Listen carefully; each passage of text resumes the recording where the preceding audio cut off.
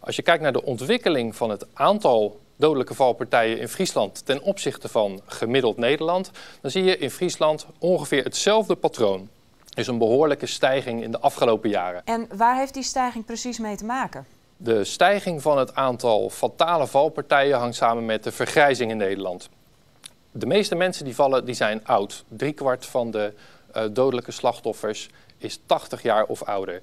En in een vergrijzende samenleving zoals de onze zijn er nu eenmaal meer oude en hele oude mensen. En dat betekent dus ook meer valpartijen. Maar ook als je corrigeert voor die veranderende leeftijdsopbouw, dan zie je met name de laatste jaren toch een stevige stijging van het aantal valpartijen. Dus er is wel meer aan de hand dan dat. Dat weten we niet precies, maar dat zou bijvoorbeeld te maken kunnen hebben met het feit dat veel ouderen nu langer dan vroeger thuis blijven wonen.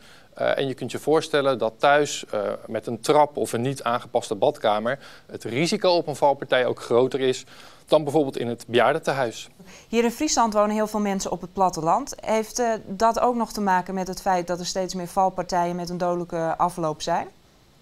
Wij weten niet zeker of bijvoorbeeld mensen op het platteland een groter risico hebben dan in de stad.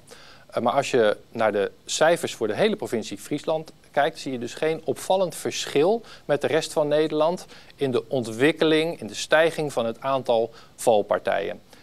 De stijging van 120 naar 130 van 2015 op 2016 ligt echt in lijn met wat we landelijk zien.